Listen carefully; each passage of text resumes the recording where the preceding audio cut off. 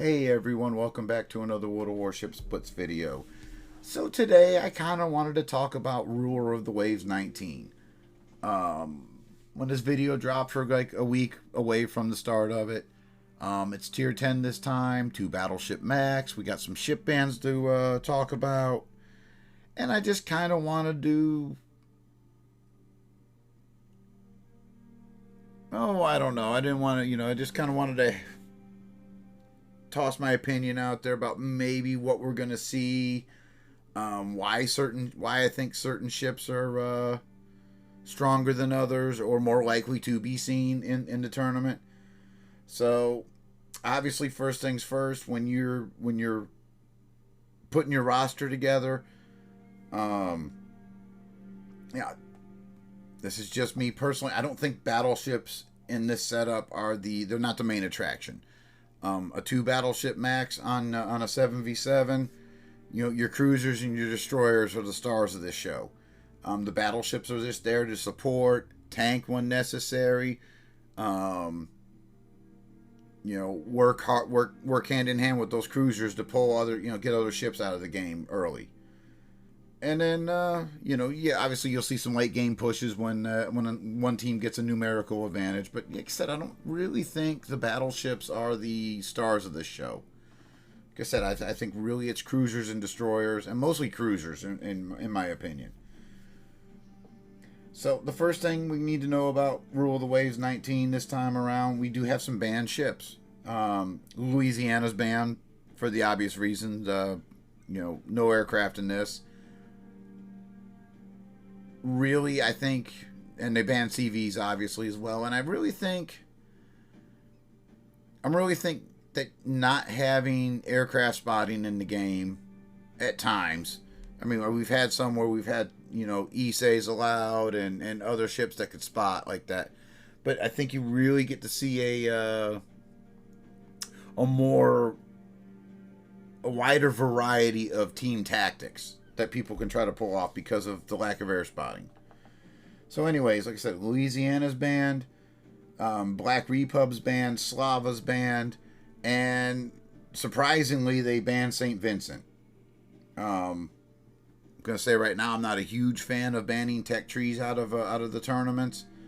That just limits especially newer players getting into this. Maybe they don't have a lot of premiums, or they're very limited on how many tier 10 battleships they've ground out. And everybody says grind out St. Vincent because it's a nice grind, it's a good ship. So I'm a little disappointed at St. Vincent's banned, and with St. Vincent being banned, but Incomparable is not banned. I think this one's going to be I think a lot of teams are going to be running Incomp. You can't go wrong with, granted, it's a fragile ship, but you can't go wrong with that speed, the massive firepower that this thing can unleash, and that ridiculously low surface detection. This one's going to be a ship that can kind of push in with its cruiser and destroyer on one side of the map, and God help the cruiser on the other team that if it's a little out of position and this thing can swing around undetected on it, it's going to be painful. So I think we're going to see a lot of incomps in here. Looking at the American ships, not a fan of Vermont in a competitive setting. Montana, Ohio, to me they're basically the same ship. They're both okay choices. They don't do anything great, and they don't, they're not super tanky. Yeah, they got great fire and flooding resistance, so the HE spam doesn't bother them as much. But I think in this setup, you're going to see like a Black Montana. Black Montana with its spotter plane, but most importantly, it's radar 2. It's got 2 charges of it. Having that extra utility to spot anybody that pops in the smoke or maybe trying to hide around an island, that's a huge, huge advantage to a team that has that ship. Like I said, you can't go wrong with the radar 2 on a battleship. When we look at the IGN ships, You know, Black Yamato, both of these ships are going to be... I don't know necessarily we're going to see a lot of them, but they're solid choices. You know, I don't think you can go wrong with either one of them.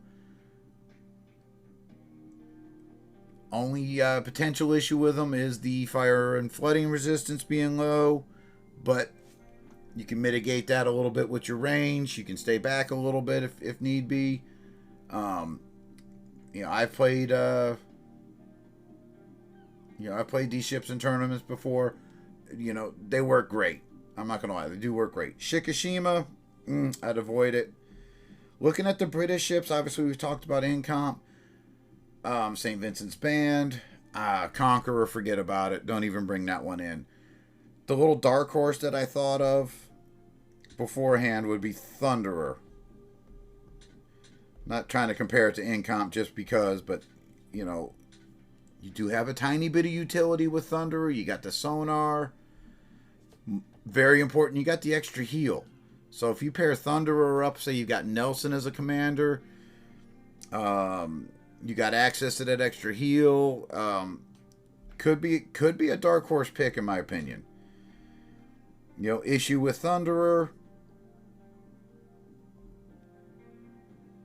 is the main guns. Very slow, in my opinion, very slow shells. So it's going to be somewhat limited. I don't think the AP is great, but again, if you compare it with, you put Nelson on as your commander, you got super nice HE to work with. Very slow turret traverse. That is a drawback of the ship. And you can get that surface detection down pretty nice with a surface detection build. And the important thing here is the maneuverability.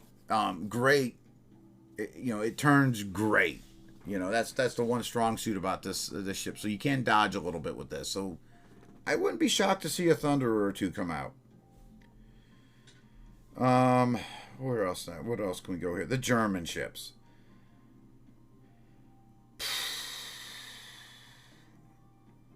Definitely would not bring a Grosser Kurfürst into a 7v7 like this. If we were doing like a 5v5, 4v4, then the German ships become, you know, I put those into play because they're just so tanky. In a 7v7, you know, so you got like three destroyers and 2 cruisers, or 2 destroyers, 3 cruisers. A lot of potential for HE spam, and we know what we like to do to the German ships while they're just out of range of you, or just whatever. The HE spam kills these guys. The one I would potentially think about bringing in would be the Preußen, only because, you know, you got these 406s, basically Montana guns on a GK hull. You're going to suffer with the fire and flooding resistance. You know, your surface detection isn't the greatest in the world, but you got, you know, a couple of tools to play with. You do have the sonar too, which is kind of nice. But no, I really don't see any German ships coming in. Slava's band. Kremlin. Kremlin's going to be an interesting... I bet you we see quite a few Kremlins. Only because of...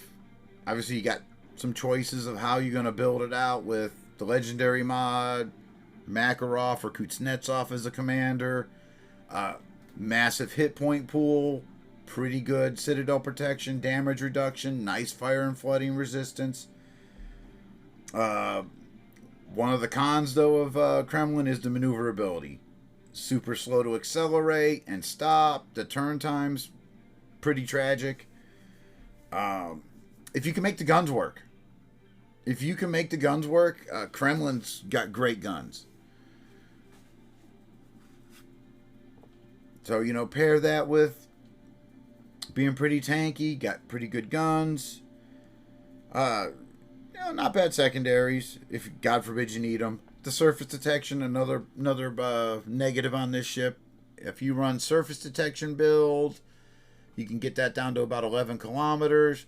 Problem is, if you got the legendary mod, so there's a lot of ups and downs with this ship. I mean, you could pair up your legendary mod with Kuznetsov and try to be a tank, If you got Makarov and you want to run reload mod, you can get your get that reload down a little bit.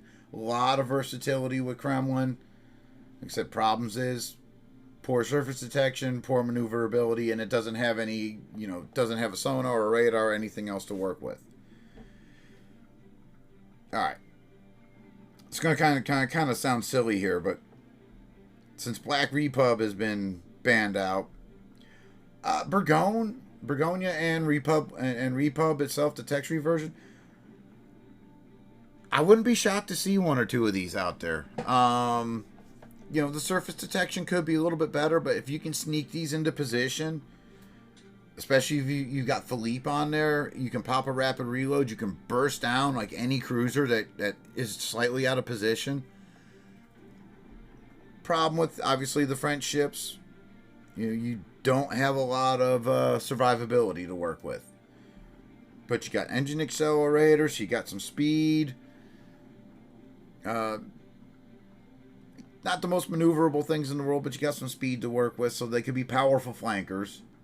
And like I said, you catch someone out of position with a rapid reload, burst them down with another ship. I would not be shocked at all to see a couple of these out there.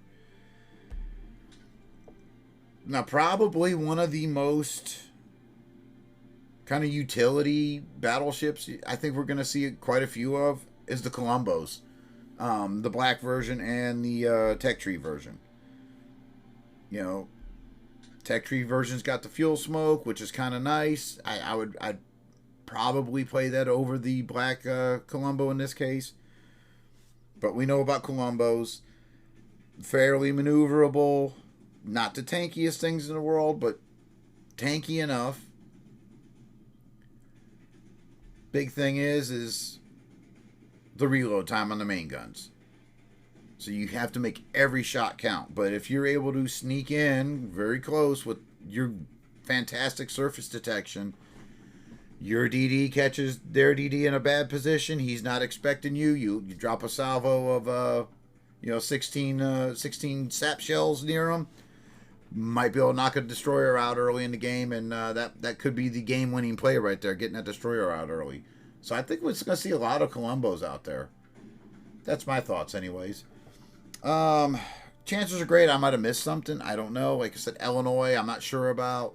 But Black Montanas, I think we're going to see, if people have access to them, I think that's one we're going to see a lot of with that radar. Said Illinois, I don't know what skills it has. You guys let me know in the comments. Like I said, Incomps, we're going to see a lot of. Columbos, I think we're going to see a lot of. And Kremlins. I think those are the top three ships that I'm predicting we're going to see. And then after that, I look at the IGN lines. And then Thunderer is a dark horse. I guarantee we see at least one or two Thunderers out there. So, I'll put this video out. Like I said, I'm thinking we're going to see mostly Incomps, Kremlins, Columbos. Those are my top three ships that I think we're going to see the most of. Let me know what you guys think. Like I said, Rule of the Waves, 1 week away. Kind of just wanted to get my thoughts out for people. Strong suits of ships and why teams might think about picking them. And with that, guys, let me know what you guys think in the comments. What ships are we going to see the most of in the tournament? And if you disagree with me, with anything I said here, just let me know. I'm just giving you my thoughts, my opinion. Like I said, it's going to vary up quite a bit with different compositions that teams are going to bring in with destroyers and cruisers. And, not every battleship is going to work with some of those things. So, like I said, just let me know what you guys think. And hope you guys enjoy it, and I'll see you next time.